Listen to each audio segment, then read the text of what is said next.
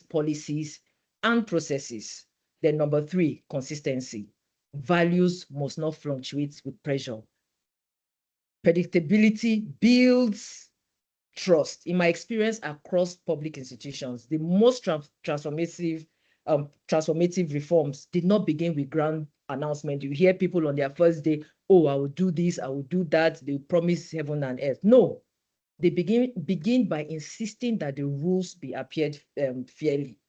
Institutions rarely change because policies exist. They change because somebody inside refused to normalize imbalance. For me, if you want to trigger me, just say this is how we used to do it. I'll flip. I never used to like that. Which begs the question, what does balancing the scales require? It requires moving from participation to redesign. Now, what does redesign look like? Number 1, gender-responsive budgeting.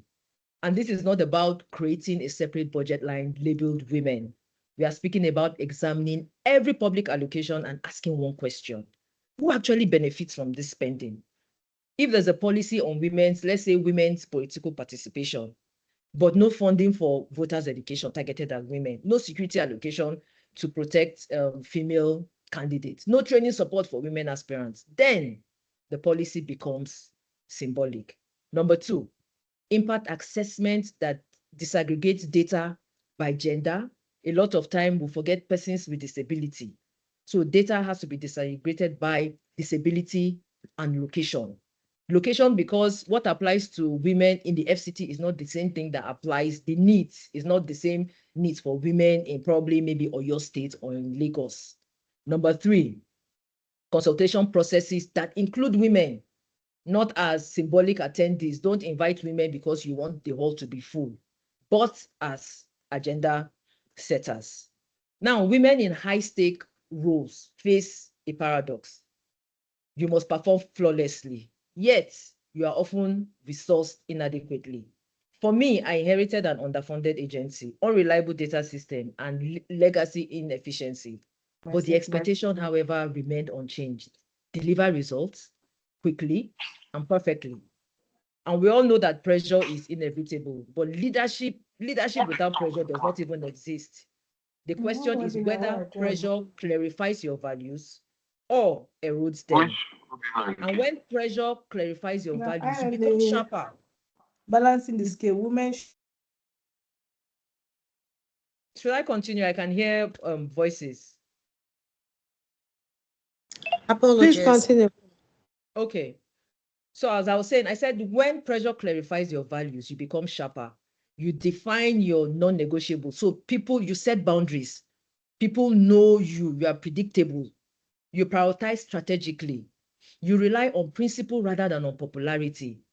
When pressure erodes your value, on the other hand, compromise becomes incremental. Now, there are practical strategies for surviving and thriving in such environments. Number 1, develop what I call institutional courage. This is the ability to make lawful decisions even when they are unpopular. Courage is not noise. It is disciplined adherence to principles. In fact, when you make courageous decisions, people begin to see you as a problem. I remember when I was in NAPTIP, we dismissed 5 NAPTIP officers, including a deputy director. It had never happened in the history of NAPTIP. You know, and the staff started looking at me as if I was the problem. Meanwhile, corruption is the problem. Number 2, control the narrative. In the age of misinformation, silence is interpreted and communicate clearly. Explain decisions. When you make decisions, take your time to explain them. Publish data. Let people see what you are doing. Transparency is both shield and strategy. Don't allow someone else to tell your story. Else, they will tell their own version of what they believe your story is. Then number 3, mentor intentionally. Leadership that does not reproduce leadership is temporary. Sponsor women into rooms where decisions are made. Do not only advise them. We are good at advising people, but we don't take it to the next step. You advise somebody, but you will not give them a seat at the table, or you will not give them an opportunity. We need to develop the culture of advocating for people. Now, let me conclude with 3 practical commitments participants can take forward. Number 1, audit your institution. Where are women absent in leadership tiers? What barriers are procedural? What barriers are cultural? These are important indicators. Number two, institutionalize mentorship and sponsorship. Create pipelines. Don't isolate success stories. You'll be in an organization for 20 years and you only have 5 success stories. No, you have to create pathways for people. And number three, integrate gender disaggregated data into planning and reporting. Evidence strengthens advocacy. Balancing the skills is not about, it's about recalibrating systems so that fairness is not aspirational but operational.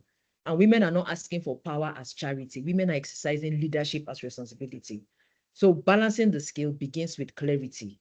It continues with courage and succeeds with collective action. Thank you. Over. Thank you so much, Professor Waziri. That has been a very insightful presentation, and it's a privilege to learn from a wealth of experience. And before I give a wrap up, I would like to go to Mr. Lawal to give his presentation in 10 minutes. Over to you, Mr. Lawal.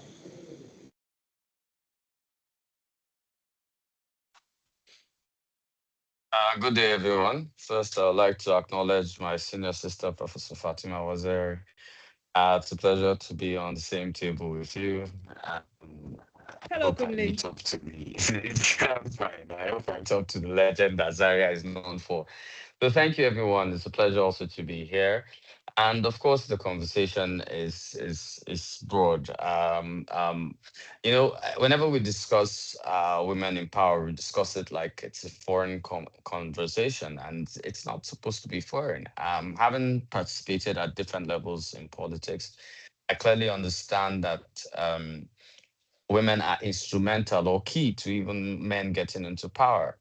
I think what has been missing has been the fact that positions have been subjugated to put women and youth under the control of men. And I'd expatiate on this particular conversation. First, I do not understand why we even have a women leader in political parties. For me, it doesn't make sense. We don't have a male leader. We only have youth leader and the what they call it, a women leader. And for me, I feel that subjugation of power by men to women. So I think those things should not exist. You cannot have a democracy if it's not inclusive. And this is a conversation I've always pushed forward entirely. No democracy is comfortable or is a democracy till it's inclusive. This is not something women are to ask for, but this is also the question. If you want to change the game, and this is what I always say publicly, if you intend to change the game or you intend to alter the way conversations are in politics, you must learn not to play the game as they play it, because if you play it that way, you will lose out. You must learn to play the game as you have invented it and can read strategically to the end and enforce them to play that particular game. I know I might say some things that might not be friendly here, but I've had quite some time, 4 election cycles. I've worked within politics at different hierarchies. Apart from being part of the National Executive Council of a political party, I've run for office, and then I've worked within the civic space for more than 6 years. So I've seen politics from every angle. I would say I never supported free forms for women, and you asked me why, I would say it was another method of subjugation, because when you look at it, because I predicted then that if reforms were given to women, women will not be strong enough to have the positions they already had. And I was right. There are less women in National Assembly, less women in executive positions, and less women in local government. Now, we can discuss the problems, but how do we solve these problems? I think that's what's most key, and I'd like to discuss what will solve the problem. I think the first fight wouldn't be special seats. Special seats, and I'm very clear on it. I know a lot of people disagree, but I don't see how special seats, women with special seats, would have the same votes as people with elected office. I don't see it. those arguments could be made clear. I could be wrong, but this is what I have seen working within those systems for the last 16 years. I don't think it's possible. I think if women are going to be put into the game, what is first is that we must maintain um restrictions on campaign financing. Now, within our Electoral Act 2022, as amended now 2026, there are limits to running for office. Local government 25 million. I can tell you that before preceding, like in the presidential primaries in 2023, every presidential candidate of the top four political parties exceeded the 5 billion mark before primaries. Now, if we can enforce this, it means that we have a kitty of finances that nobody can cross. So it will mean you have to raise crowdfunding. Then it can limit the gaps between, you know, men and women. Second thing would have to be political literacy, which is the work I do. And I think, I don't know why, but if when we look at our statistics, the Electoral College has trained over 23,000 people in our time in the course of 6 years in political literacy. 26 model course lasts over 9 weeks. We've noticed, and we have a graph to show for that. I could share that with the organizers of this conversation later. But we've noticed that between age 26 and 32, women participate more in politics than men. It's a dip from 32. And we could tried this to maybe marriage, stress on work, a lot of other things. But we noticed that between 26 and 32, women are more active in politics than men. So I think if I were to proffer a solution, I'll say women should get into local government power and state house of assembly power at that time so that it could be a continuous process which would make them rise to the top. We won't achieve these things in one electoral cycle. That's the truth. Nigeria is a little too far gone for that. We'll need to do a little bit far more than that. So if when we're looking at solutions, it also will be key to also increase political literacy among women. Funny, a lot of women stand with political parties, organize votes for political parties, organize stuff for political parties, or run campaigns for political parties. But it is shocking that no political party in Nigeria has women that are paying dues that are up to 25,000. No political party. The APC, the PDP, the PDP, Labour Party, NMPP, you don't have up to 25,000. I'll also tell you, don't feel too bad. No political party has 100,000 people paying dues. So that's also there. So I think also if women are able to infiltrate the internal democracy of political parties, it will be very key and very substantial to the kind of conversations we're having.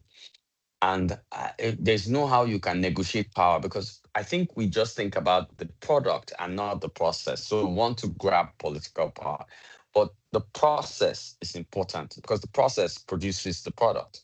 Now, if you do not infiltrate the process, the product outcomes will always be as it has always been, kind of structured to my agenda. Oh, I'm having to have my agenda in this conversation. But anyway, structured to supporting my own gender. And I even started to look at it and say, okay, let's infiltrate political parties. Let's infiltrate the internal democracy of political parties. I'll give an example of my experience. As of the time Professor Remy Shania I got the presidential ticket in 2011. I headed strategy in Kowa Party. And it was quite a game, yeah, it was quite interesting. And, there were things that happened during that time, which I think that if we had the women we have now, because we have more women who are politically literate, politically participating right now, if we had what we had then, Professor Ramesh and I would have had a better chance at presidency. But that didn't happen. But that's not to say that wasn't a long stress road. It wasn't something that we can use as a chat line to build. But I think women need to dare more often. I think they really need to dare more often. Nobody goes into politics with the belief that it's a must win. So I think even the fear of I can do it holds women back a little bit.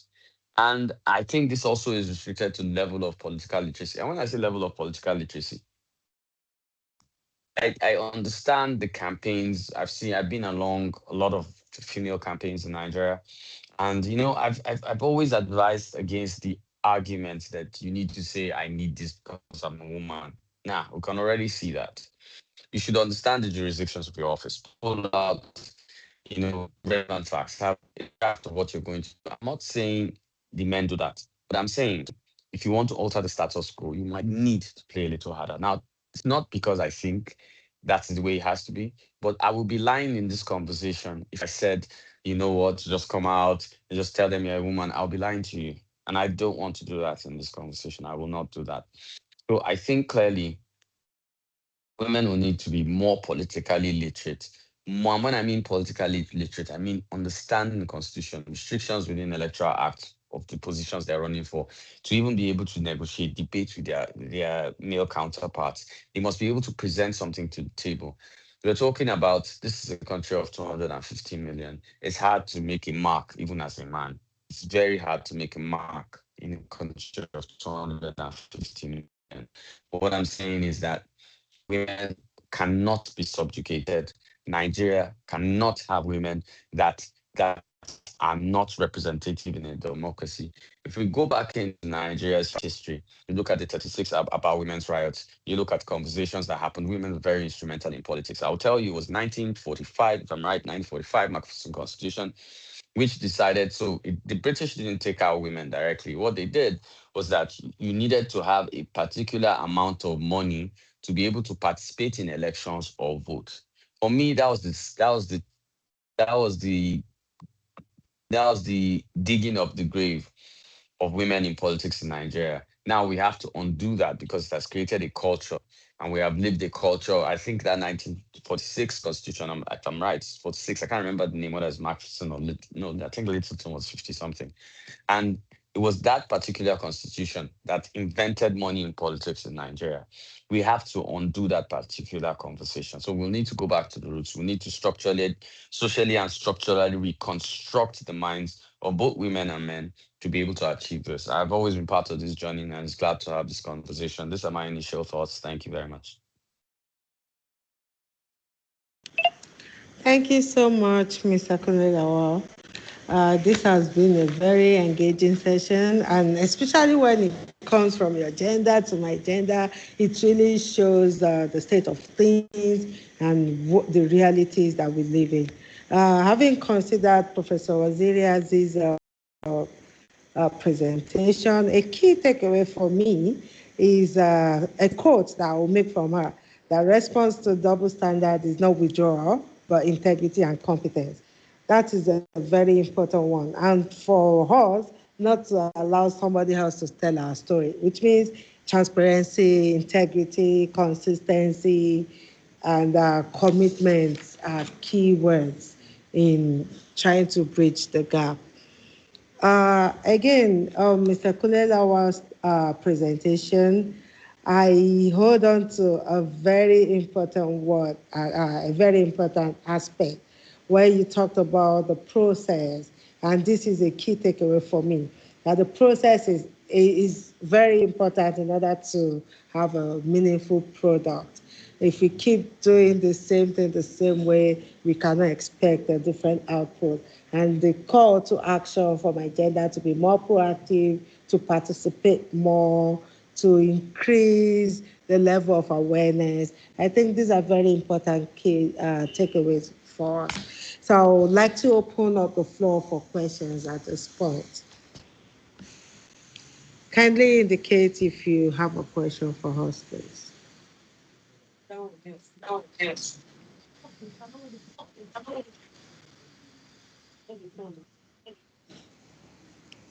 Sorry, can you speak up, please? I can't seem to.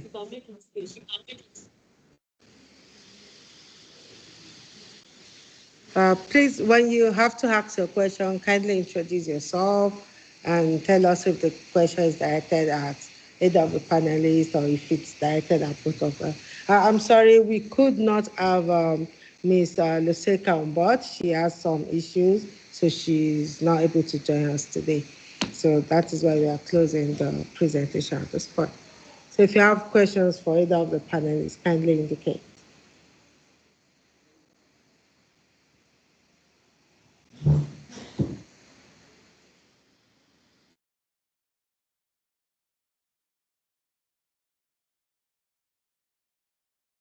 think there's a hand up from Tawa Kat Oseni.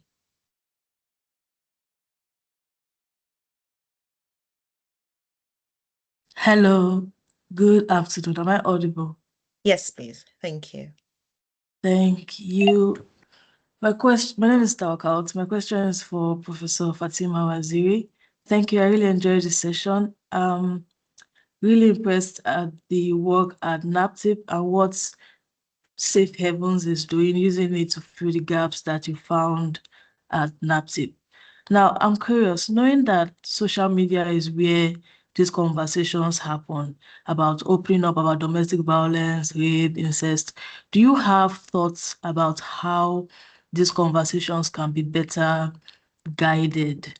The manner in which we have them now is, 2 days, 3 days, we run around the who said what she wore, who reports to this, is an influencer picks it up. Do you have thoughts about how this can be better handled? Thank you. Thank you. Sorry, Thank you. please, can we take like 2-3 questions at every round so that we can address them together in case we have similar questions?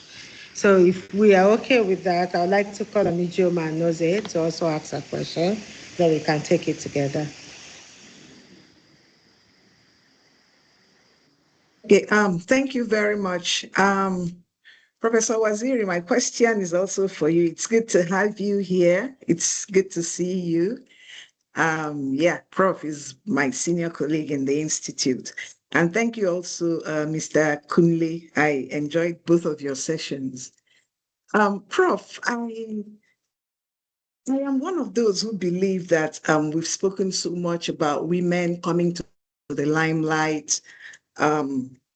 And so I am also of the opinion that we should start walking the talk, trying to get the quotas, do,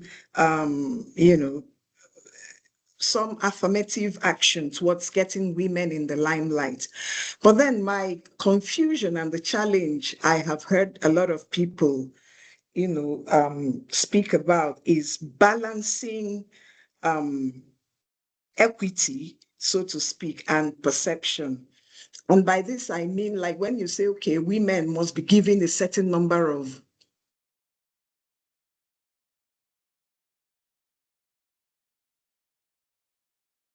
just doing something quite drastic, to get women in the limelight.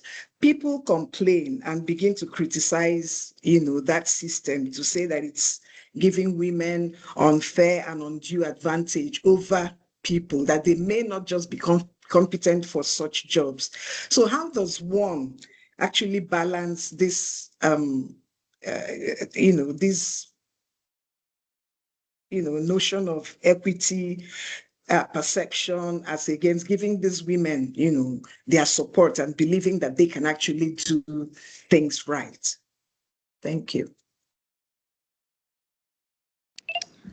Thank you so much, Ijoma. We'll take a last question for this round from Dr. Tosin Ugweze.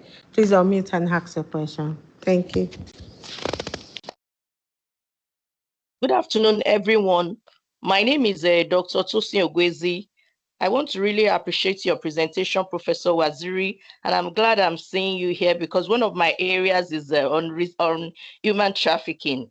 The question I want to ask, I really like that area that you said that some of the members of NAPTIP, they were dismissed. As a woman, how are you now going to thrive in an environment where there is corruption and some of your colleagues are into that corruption? They lack discipline.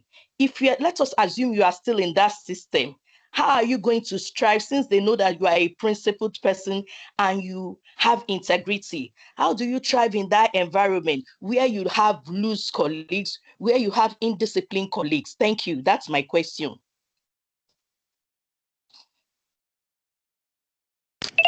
Thank you so much, Dr. Ogweze. So I'll hand over to the panelists to answer the questions. But it seems all the questions are directed at Professor Waziri. So over to you, ma'am.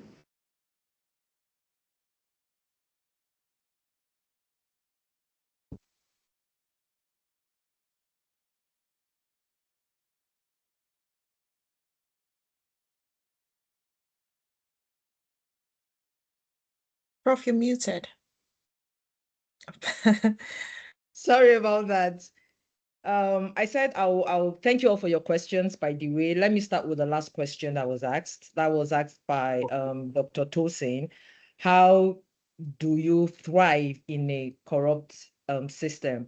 Like I said during my opening remarks, systems don't change because of policies.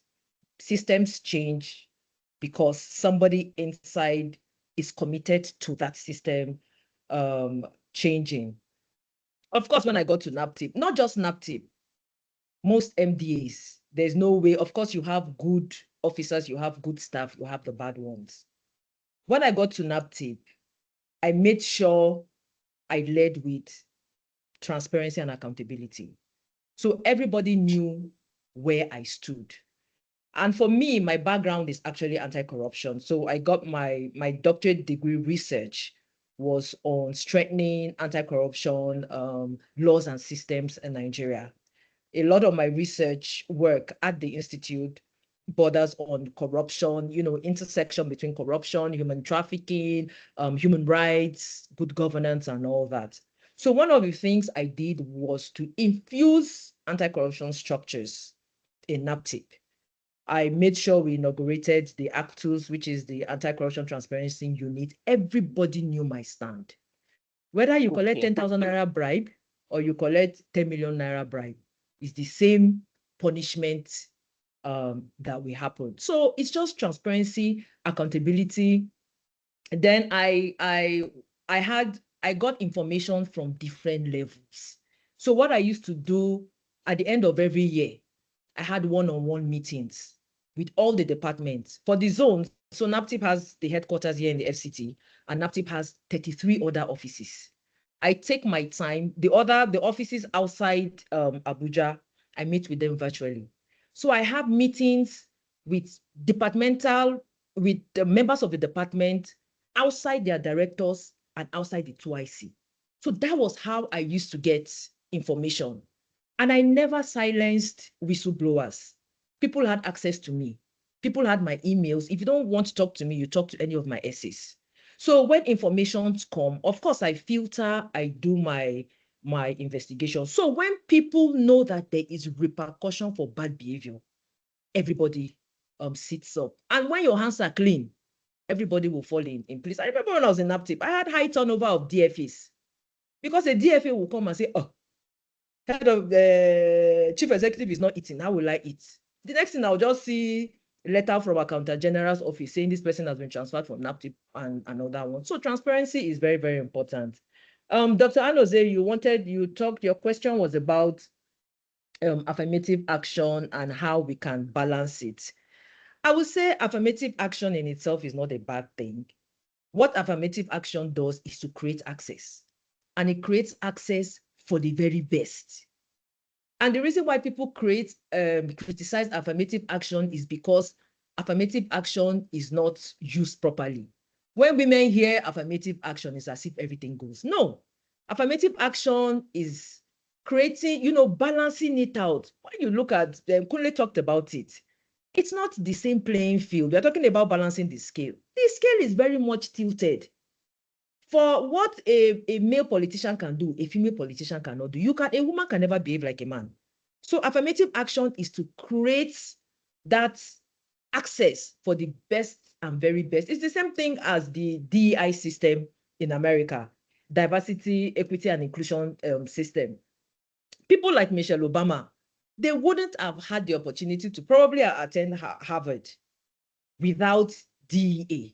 A lot of people that go to Ivy League schools in the US, they won't be able to go without DEA. So that DEA provides access for the best and the best. And that is how affirmative action should also be seen. Create access for the very best. Then the very first question was from Tawa. You wanted to know how social media can be handled better to report cases of domestic violence.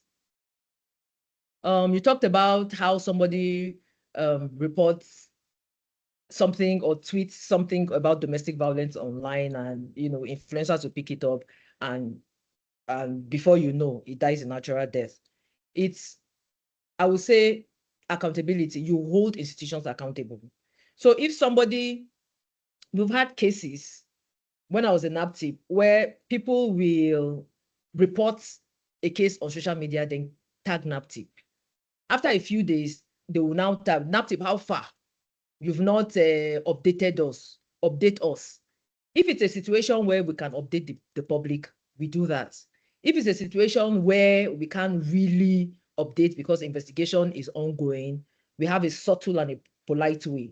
So you as the citizen, is your responsibility to hold institutions accountable. Because when you report a case, they tag police. Police will say, okay, we'll look into it or we'll do something. If nobody goes to say, oh yeah, give us feedback, you never know. So I think I've answered the 3 questions. Over.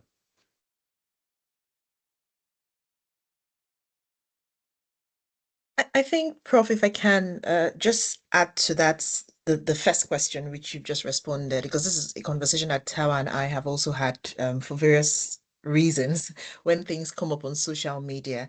I think it's also a question of how do we ensure that the social media space contributes positively to balancing the scales, if you think about it like that, because sometimes there's a misinformation, sometimes, it gets sensationalized, and the real victims or the real survivors do not get the benefit that they should be getting. So how do we ensure, or how do we use social media in a way that still contributes to balancing the scales, providing access to justice, for all involved? So I would say correcting the narrative. One of the things that we did when I was in NAPTIP was we did what we call, what's it called? Community dialogue. So community dialogue, rather than invite people to the city center like most people usually do, we went to the communities. So Abuja has 6 area councils. We went to Kuje, we went to Gwagwalada, Kwali, Abaji, all around Abuja for people who know Abuja. And for every community dialogue, we had a mix of people. We had people from law enforcement, we had people from traditional structures, we had Iman and all that. And one thing that was a constant was people blaming the victim. There were even people who knew better that were misinterpreting the VAP Act. So there's a section in the VAP Act that talks about indecent exposure, right? And the literally definition of indecent exposure in the VAP Act is when you intentionally expose your genitalia in public. For instance, you intentionally expose your genitalia in public, or you do things like maybe masturbation in public. That is what that section, indecent exposure. But it was interpreted, including by the police, to mean girls who wear short skirts, girls who wear tight tops, and all that. And I had conversations. There was a particular chief imam of a particular, what's it called, community that I went, like the guy was saying that, NAPTIP, if you people are talking about this, people should also tell women they should stop wearing short skirts and all that if they don't want to be raped. I said a rapist will always be a rapist, regardless of what the victim is wearing. So when things like that, misinformation, come up on social media, as citizens, is your responsibility to correct the narrative. And I know it's not usually easy to correct the narrative because nobody wants to come under fire. I remember once, years ago, there was a video of Ekweremadu where he went to, I don't know how many people saw that video, of Ekweremadu where he went to Germany and he was mobbed, they beat him and all that. The video was making its round on social media. And people were like, yes, let them be beating them, let them be this and that. Me, I went and I said, no, it's not right. Don't do that. No, the way they came for me, first of all, they were calling, look at you with Fulani. People see my name, Fatima Waziri. Nobody will think I'm a Christian. Hey, Fulani, you've come with your agenda. They now came. A friend of mine now had to call me to say, leave these crazy people alone. So somebody like me, you think I'll go and comment again? I will just see and wish the people good luck and move away. But I think it's always very important when you see, especially young people, when you see misinformation, whether on social media, whether in person, whether in conversations, whether in a room, to immediately tackle it and correct that impression. Over.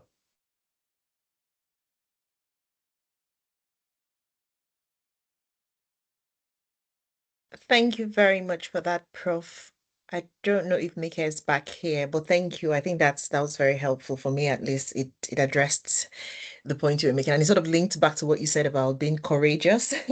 So we have to be courageous, not only, within the institutions, but also online as well. So we'll try that and see.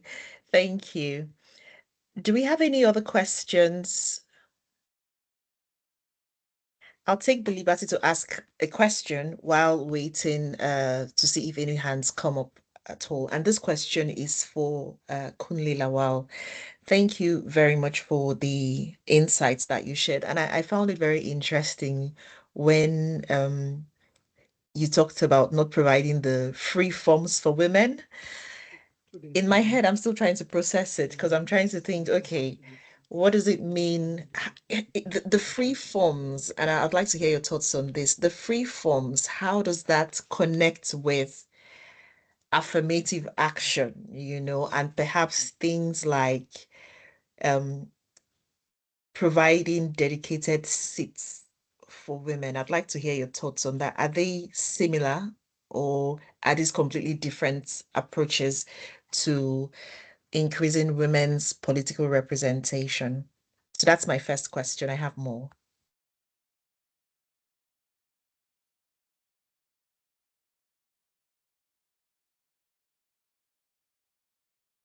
You're muted. I said, sorry, thank you very much, Peddy. I said, you want me to leave this room with handcuffs, but I'll try to, try to navigate. So I even have a piece on it. I think I'll share it with you guys later. I have a piece on it. I wrote an entire piece on it. And here's the conversation. I've studied the Nigerian political climate. I've also seen our thought process towards things for quite a while. At least I've survived 4 or 5 political cycles. And if there's any concept I understand in politics, that nothing comes for free.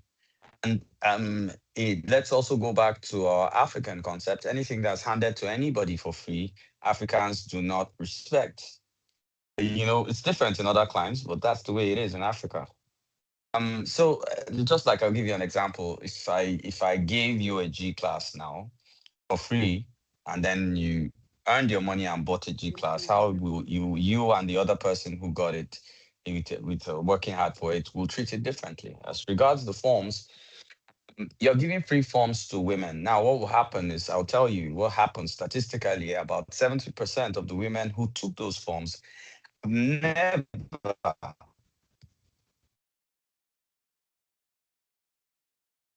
participated in the internal party process. How do you want them to win the election?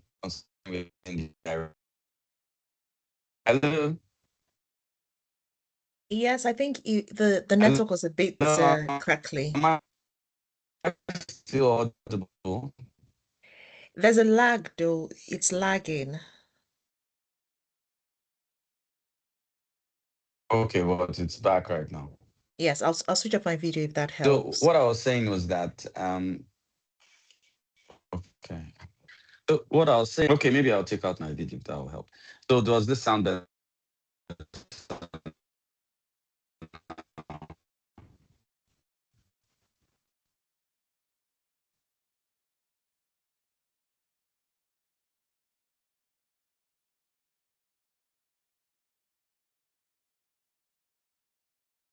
Teddy, he's frozen.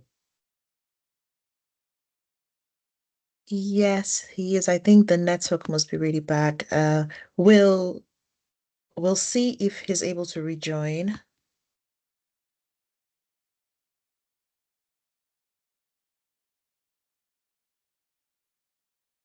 But in the meantime, I think there's someone else who has a hand up. Nashilu, did you want to ask a question? Hi, Fedi. It's actually Euphresia. I just got back uh, to my desk. Oh, lovely. I hope Yes, you're I just well. got back. It is still heavily raining, so I just decided I'm not even going ahead to start looking for my laptop and doing the presentation altogether. But I would be happy to chime in into the two questions that have been shared so far because I believe they actually do cut across to the other agenda altogether. So probably I'll start with the bit on social media. I think the challenge is that we are not respecting it or probably recognizing its role so well. And this again comes from the perspective of how it helps us to amplify the marginalized voices. I'll take, for instance, for us in the water and sanitation sector, we already have a group of people who have been designated as vulnerable groups that they have been defined as for us by the UNOHCR. So our work is to amplify their voices, and social media actually helps us a lot on the same. So already we have an identified group, so we know who we are targeting our information and communication to. At the same time, how we can be able to now mobilize collective action into some of these processes altogether, whether it's going to be a campaign, whether it's going to be fundraising and the likes. It's so important to understand the mobilization bit that the social media has. Unfortunately, most of the time we look at it from the perspective of just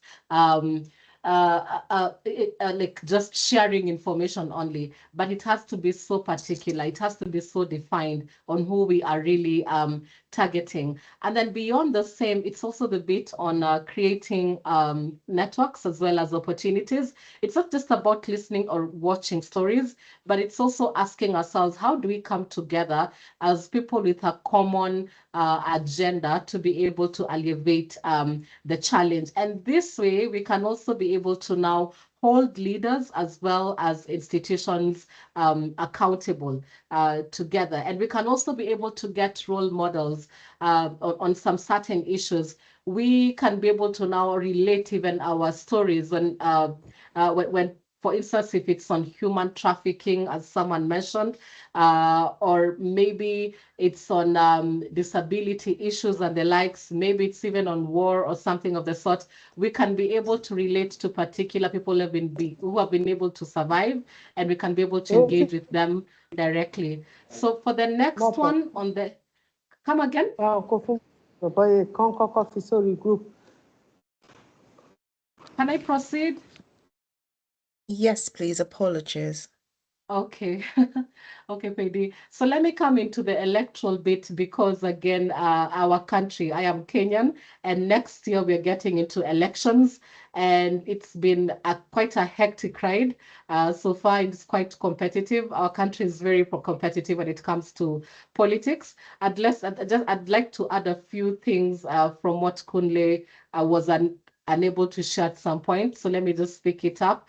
I would say what has been able to make Kenya to increase the participation of women in elections. Number one has been the electoral and the legal reforms that we've had. We have had to introduce gender quotas or reserved seats in parliaments and local governments. And this comes from the perspective where we have women representatives in every county. I think Nigeria can be able to relate because we also have devolution similar to Kenya. So we have been able to introduce the same in place.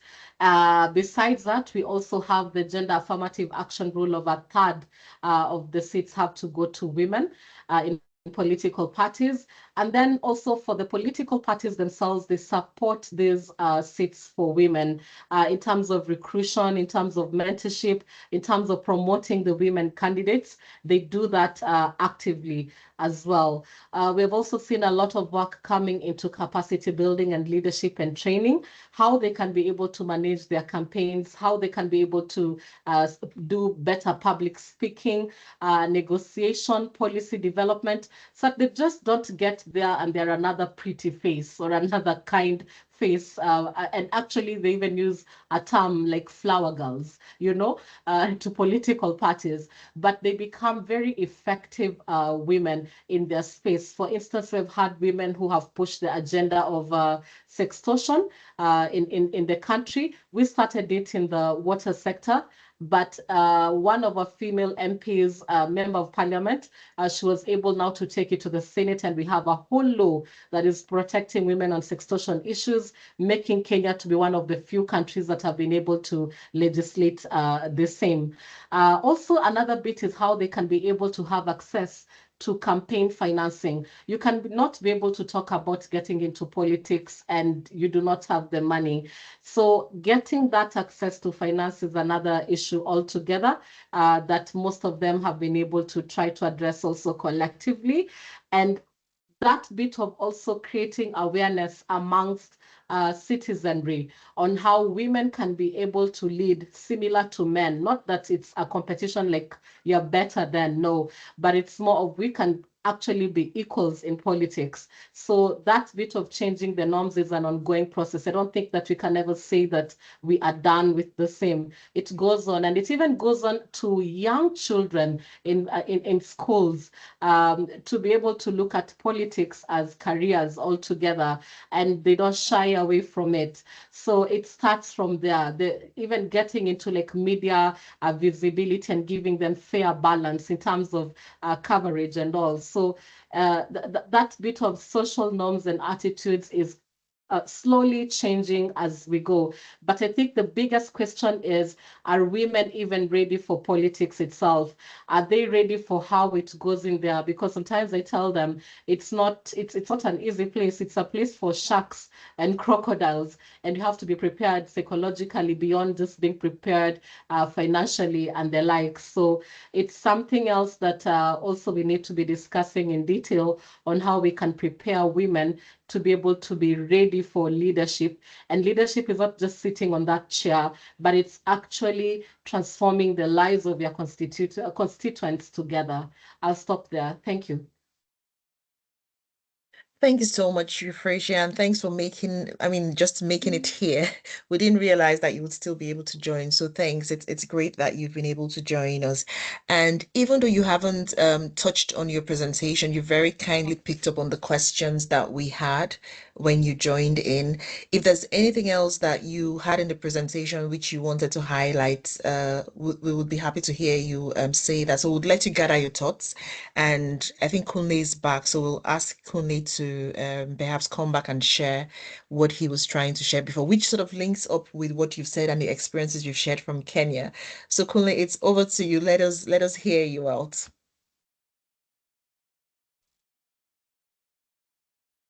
Right now,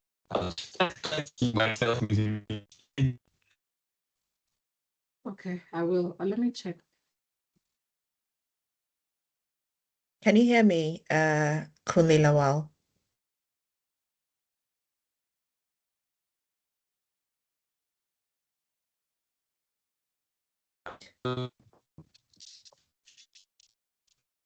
Hello. Yes, I can hear you. Okay. Thank you very much. Thank you very much. So, continue with what I was saying.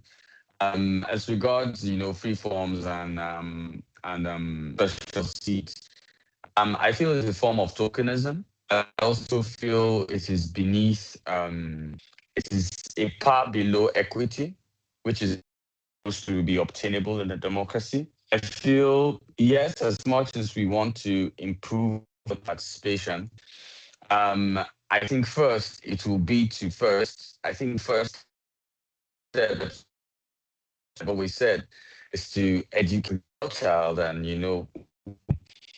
on political leadership and literacy, political literacy. Secondly, one of the key things I think is most important in the entire conversation would even to develop mentorship structures with people who have succeeded in leadership structures in Nigeria. And I'll tell you how this works. My first political mentor was Professor Remy Shonaya. My second was Dora Akinyuli, and the third was Josephine Aneni. Three of them were even a male mentor. So I don't know, maybe I don't know how that, but I think within women folk, that structure is not well detailed, it's well put down. I feel it could be done better. One of the key things I remember, I had a conversation with the Minister of Women Affairs, and we're trying to build up a system, a bottom top approach, top bottom approach in which women could work with women who have succeeded in politics in their states at a particular level. Even if they have no plans for political office, but at least understand the rudiments of what it takes. You understand what could they experiences, exchange conversations, have those kind of dialogues in which they could be better for it, and then they could go there. As these leaders could show their own mistakes, and then tell them help chart or plan a channel where they could go from there. I feel this is very, very important. But I think which we should have right now is that more women should be in political parties. I've been in a lot of conversations. I remember I was with Ugochi in Lagos 2 years ago, and I asked the question, and the room was quiet. I think we had like 700 women. How many women were in political parties? I don't think I had up to 7 hands up in a room of 700 women. How do you hope to take power with that? So you first need to be, I think I'll close at this point. You first need to be in the room. The first step towards heading towards power is you need to be in the room. You cannot achieve power from being outside the room. It doesn't work. You can put as much legislation, which we can put as much into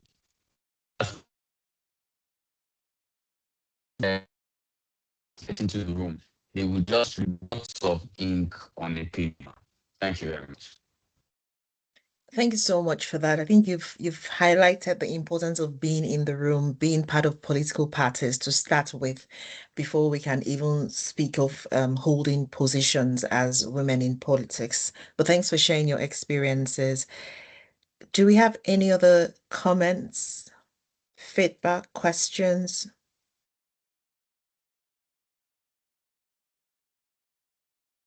And Euphresia, would you like to share any further thoughts? Yes, I think it would be such an injustice if I didn't contextualize this to the water sector agenda. The African Union is prioritizing water for this year. At the same time, this month is celebrating World Water Day, and its theme is on gender and water. At the same time, I'm just coming from running the first African Women in WASH Awards, and this is the first continental awards globally in terms of just recognizing the power of women in leadership in a technical field as water. So let me start by saying that in 2026, we are actually having two global moments that are converging with powerful meaning for us as African women. I'll talk about Africa, Pedi. Unfortunately, I'm African and Africa is my business. So we have the International Women's Day, and we also have the World Water Day coming up. And the theme for International Women's Day is Give to Gain, which is reminding us generally that when societies invest in women, everybody can be able to benefit. I don't think there's any woman in this room today who can be able to leave their house comfortably if they know there is no water available. At the same time, we also have the World Water Day 2026 that is focusing on water and gender, as I had said prior. And this is more on how water equality and gender equality are so inseparable. So together, these themes highlight a profound truth, and that is coming back into the topic. It is on balancing the skills in water governance. Is not just a gender issue, it's also an issue of justice. It's an issue of rights and development imperative. And I bet coming from Nigeria, Pedi, and most of the listeners today, you can be able to also relate with how the issue of weaponization of water has been facilitating a lot of challenges in Nigeria when it comes into issues to do with kidnapping and the likes. So across Africa itself, water insecurity continues to shape our daily lives for so many of us. And basically, the burden keeps on falling disproportionately to the women and girls. I'll just give you a few numbers on top of my head. Women and girls are actually spending almost 40 billion hours in accessing water. And we have over, in rural areas, the households we have, in rural area households, we have over 70% of water collection carried by women and girls, and almost 400 million in the region still lacking basic safe water. So when it comes to water rights and power, the imbalance in Africa's water sector reflects more deeper governance dynamics than anything else. From a political ecology perspective, I would say access to natural resources like water is more shaped by power relations, the embedded even in institutions, the land rights, the governance systems, and you can even relate in urban areas and small towns where we even have water cartels who are running all these facilities. So for us, generally, I would say where water flows, equality grows in itself, and that is so powerful in itself. So when water services improves, we have girls can be able to stay in school for longer. We have women who can be able to gain time for economic activities, and communities can be able to become healthier and even more resistant. Resilient altogether. So I'll close on the bit on the balance with the bit on balancing skills, where in Africa water sector, for us, I feel like it means how we can be able to transform women's roles from water carriers to become water leaders. And you can tell by any business that you walk into, water has to be there. And I'm not even talking about some businesses that we can all relate to, like maybe say a hair salon or something of the sort, but it's even bigger. Talk of soap making, talk of even selling water itself, talk of kitchen gardening or even big farming, gardening and the likes. So this requires greater representation of women in key institutions, water utilities, the ministries, the basin authorities. It also requires an investment in women engineers, hydrologists, and other experts. It also requires stronger pathways for women into community and national water governance, and even recognition of women as architects of climate and water resilience. And that is why what we have just been able to do with coming up with the first awards for Africa is so important. One of the biggest challenges that we noticed is that we are there, but we are not profiled enough, we're not visible enough. And there's a name for that altogether. It's called the Matilda effect. Matilda was a scientist who continued to come up with very interesting work, groundbreaking innovation, but the male colleagues in her team were taking the recognition of her work. So it's just similar to what we're experiencing in the water sector, because again, it's a STEM field. Most of our women are not being seen, they're not being heard, because men are taking recognition of our work. They're the ones that are sitting in leadership positions. So even if there are opportunities like speaking today, probably my boss would have if he was not a liberated man. So closing this, I would say that when we give women voice, when we give them power, and when we give them leadership in water, we gain stronger institutions, we gain healthier communities, we gain more stronger also economic communities, and a more just world. So because in Africa's water future, balancing the skills for me is not only about water access, it's also about who holds the power to shape the systems that govern it. Thank you so much, Pedi. Thank you so much, Euphresia, for that. I think that was really insightful, and thanks for hosting the awards as well. That's something that we have shared with our committee members, and so everyone is celebrating with you and celebrating with those who have won in this rounds. Do we have any questions, further questions or comments? I'm mindful of the time as well. Thanks for your patience. We should be wrapping up shortly. Do we have any burning questions, comments before we call it a day? Anyone else wants to say anything else?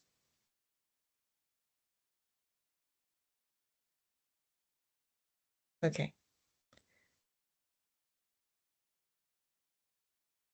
In the absence of any further questions, comments, or feedback, I just want to say a big thank you to our panelists, all of you, for being here. Thank you to our guests. Thank you to the committee members. Thank you to our moderator. Thank you to everyone who's been part of today's conversation. For me, it's always a delight to engage with people on questions around women's experiences, women's well-being, women's rights, and just gender equality generally. And I think that there's no better time to do it than Women's Day. Now, Women's Day is the 8th of March. And like I said at the beginning of today's webinar, part of what we're hoping that we take out of this conversation is, in addition to all the insights that our panelists have kindly shared, from exploring how women can excel in leadership positions, as Professor Waziri as he shared with us, to exploring how women can excel in political office, improving electoral literacy and things like that, legal reforms to strengthen women's positions in politics, as Kunle Lawal kindly shared, and exploring how the water sector, as an exemplar, I would say, can actually contribute to advancing women's well-being, women's rights, and women's excellence in various fields, and celebrating that excellence, as Euphresia Luseka has shared with us as well. I think in addition to that, as we mentioned at the beginning, this is also an opportunity for us to explore in our own spaces, in the work that we do, whether it's volunteering, whether it's our day jobs, or whether it's in our community engagement. What can we commit to as a way of advancing women's well-being, women's rights, and balancing the scales? What are we committing to give? And it could be for you as an individual, on an individual level, what you commit to give. It could be what you commit to do within your organization or within your society, generally or broadly speaking.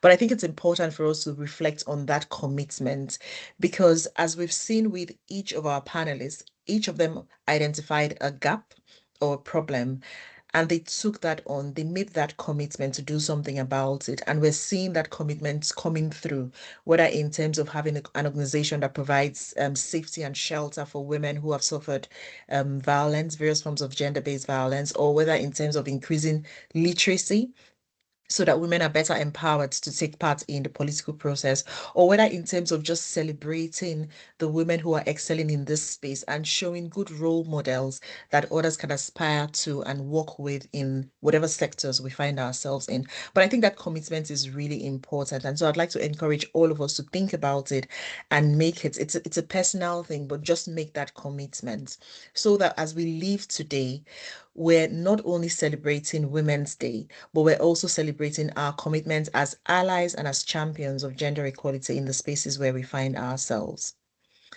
I also would like to say that as a committee, we're dedicated to exploring these conversations beyond today's work. So if you're not already a member of the ILA, and specifically the Committee on Women, International Law and Development, please do join us.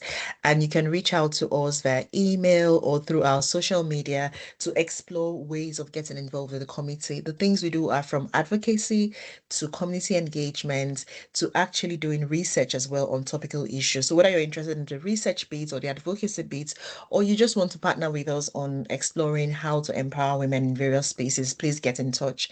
The email addresses are there. So there's ilanigeria.org.ng, which is a website, or info@ilanigeria.org.ng. And like I said, we're also on LinkedIn, very actively there, as well as X, or Twitter as it was formerly called. So thank you for your time.